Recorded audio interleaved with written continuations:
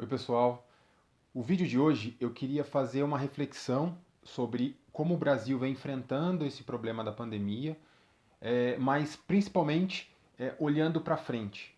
De que maneira o país deveria pensar essa saída para a pandemia e se planejar para a retomada. Para quem não me conhece, meu nome é Rafael Moya, sou advogado, mestre em desenvolvimento territorial, professor universitário e atualmente faço um doutorado fora do país, refletindo um pouco políticas de desenvolvimento regional. Tá? Então, já antes de antemão, antes que eu esqueça, se você gostar do vídeo, quiser apoiar a divulgação dele, curte, dá um like, se inscreve no canal se você estiver assistindo pelo YouTube. Se inscreve no canal, ativa o sininho, divulga para os amigos. Se você estiver assistindo pelo Facebook ou por outras redes sociais, dá um like, compartilha.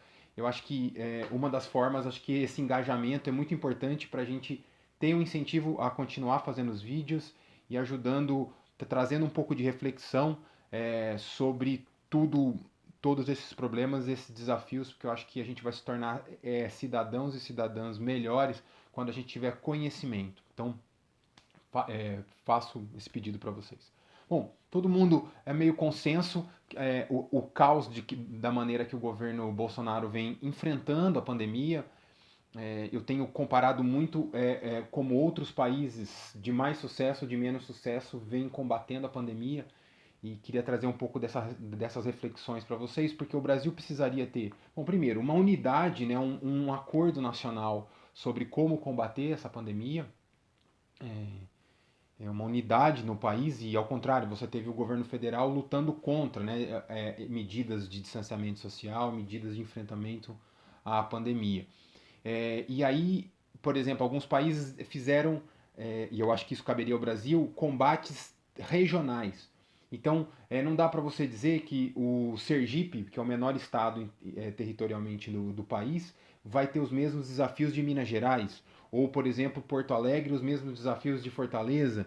Essas diferenças regionais, elas precisariam ser respeitadas, mas porque também e ter um controle regional com relação a isso, porque não adianta nada o estado de São Paulo ter uma medida de controle, etc., e ônibus do Rio de Janeiro saírem do Rio e ir para São Paulo com gente contaminada. Então, países que tiveram sucesso nisso, tiveram controles territoriais, controles regionais, e isso pouco foi feito, né? Controles, por exemplo, você não pode passar de um estado para outro, por exemplo, num determinado período de tempo. Perdemos meses nisso tudo, perdemos meses no combate à pandemia. Começa-se agora, o Brasil está longe de enfrentar, de atingir o pico, e o país agora, na verdade, os prefeitos e governadores não têm mais força para segurar, o governo federal joga contra e as pessoas estão relaxando, e, enfim. É, e sabe-se lá aonde vai parar tudo isso. E aí eu queria também, essa reflexão sobre o que a gente poderia fazer é um pouco no esforço de pensar o seguinte: daria para ser diferente e a gente precisa lutar para ser diferente. Nós, enquanto cidadãos e cidadãs, temos que cobrar, não importa de quem, que as coisas caminhem de uma maneira diferente. É isso que eu reflito um pouco. E aí vou dar alguns exemplos aqui no vídeo. Né? Por exemplo, a questão do exército. Outro dia eu falei um pouco disso. O exército, ele deveria atuar de uma maneira a ajudar no apoio logístico de combate à pandemia. Vamos carregar as coisas para lá, para cá. O exército tem a obrigação e tem um avanço muito importante nessa questão logística. As forças armadas, de uma maneira geral, seja a Marinha, seja a Força Aérea, deveriam dar essa contribuição para o país. Uma coisa. E não estarem, por exemplo, um monte de gente do Exército no Ministério da Saúde, como foram lotados recentemente. Os laboratórios, toda a engenharia do Exército devia estar correndo para fazer respiradores e não produzindo cloroquina, que é um remédio que tem uma. A única coisa comprovada da cloroquina é que ela tem uma série de impactos, uma série de efeitos colaterais. E o governo vem apostando nisso e o Exército vem trabalhando nisso de uma maneira sem nenhuma comprovação científica, sem nenhum apoio técnico e nenhum respaldo de órgãos de saúde. Isso é uma coisa muito séria que a gente deveria olhar, por exemplo. Outra coisa que o Brasil perde de oportunidade é criar todo um aperfeiçoamento das políticas sociais. Eu fiz algumas contas aqui, porque tem muita gente que acha o seguinte: o governo não tem a obrigação de me dar dinheiro para eu ficar em casa. Sim, o governo tem a obrigação, porque a grande realidade dos brasileiros não é ter dinheiro guardado ou vai ficar em casa e o patrão vai ficar pagando. A grande maioria dos brasileiros são pessoas que vendem o almoço para comprar janta, que dá o combate, porque se qualquer coisa acontecer, ele não vai conseguir fechar as contas no final do mês, não vai conseguir trazer o dinheiro no final do dia para o supermercado.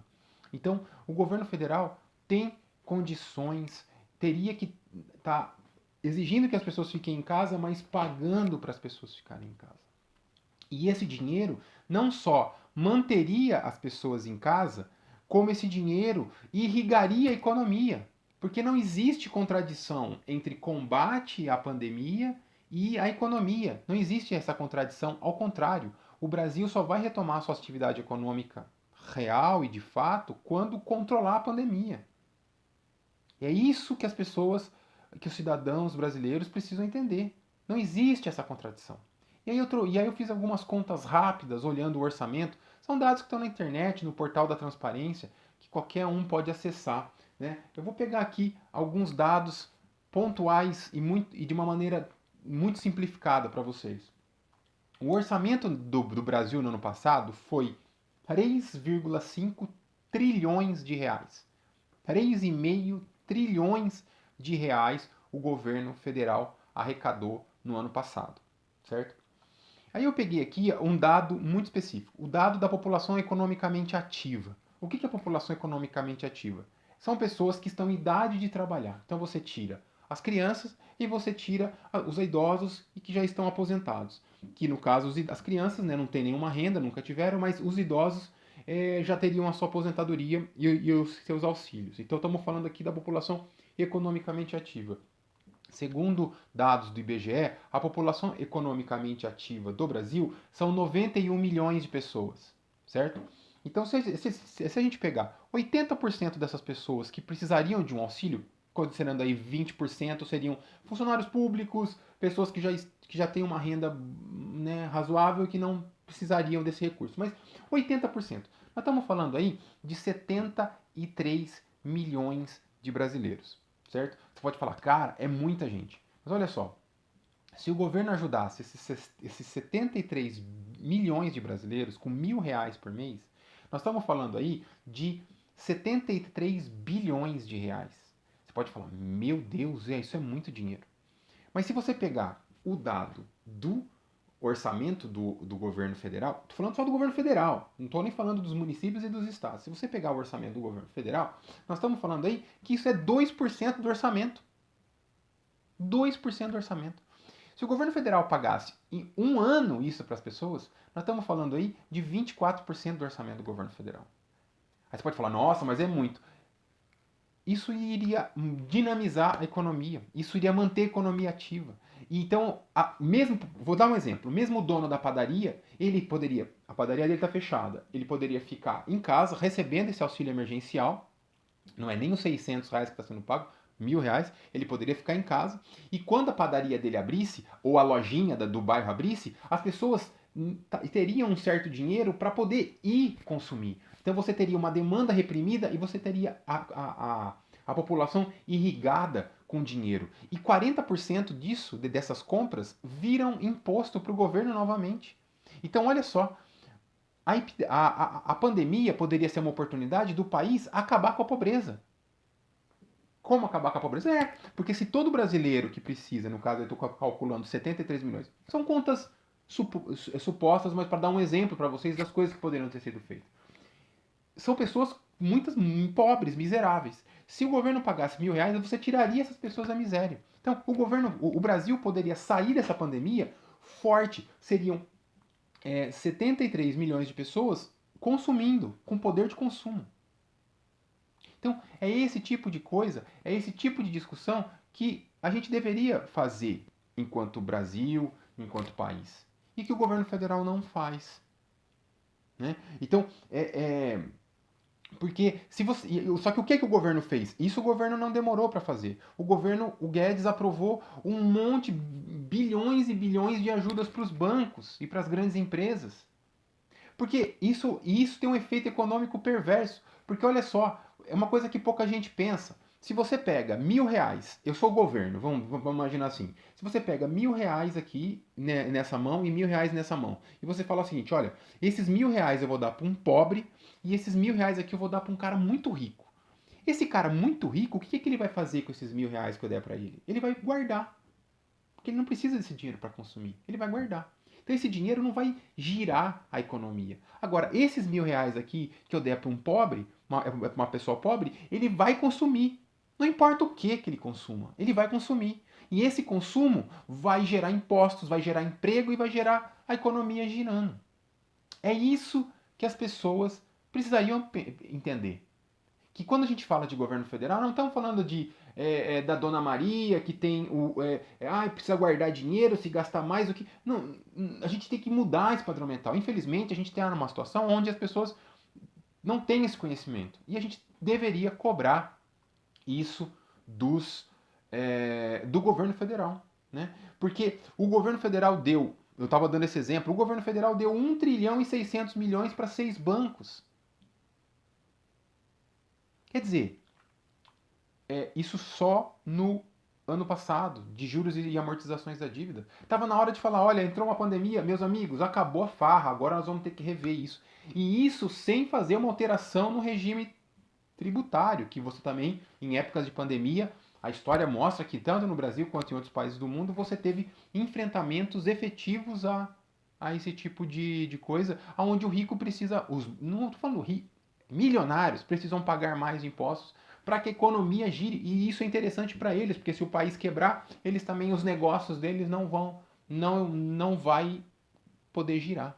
Então, são esse tipo de oportunidade que o país está perdendo, de inclusive sair mais forte desse processo de pandemia e isso retomar a economia. Então o Brasil perde de salvar vidas com as pessoas em casa e o Brasil perde de sair desse processo como uma nação mais forte, uma economia mais forte, né? E aí eu tô falando, e aí quando a gente pode pegar, e a minha ideia é fazer outros vídeos sobre isso, porque essa pandemia está jogando a economia no chão mundial.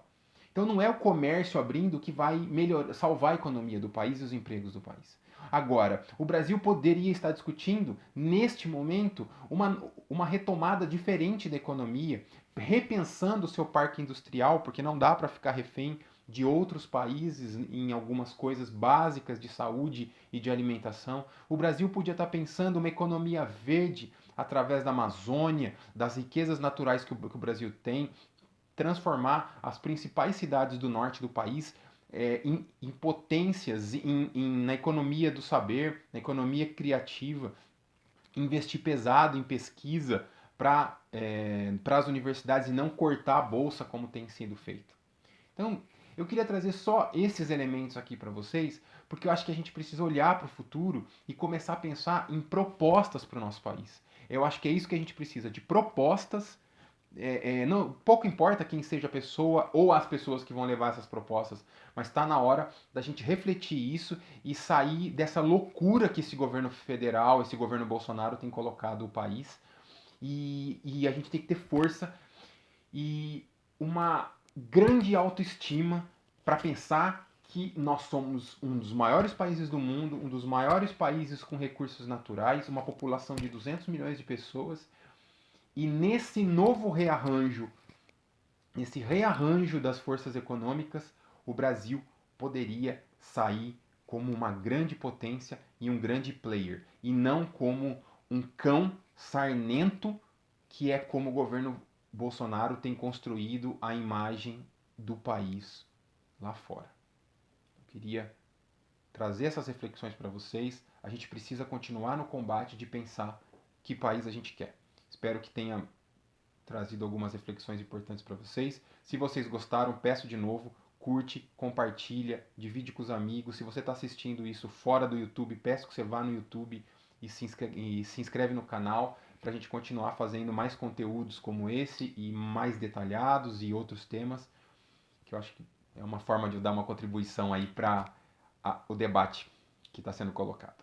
Um abraço e até o próximo vídeo.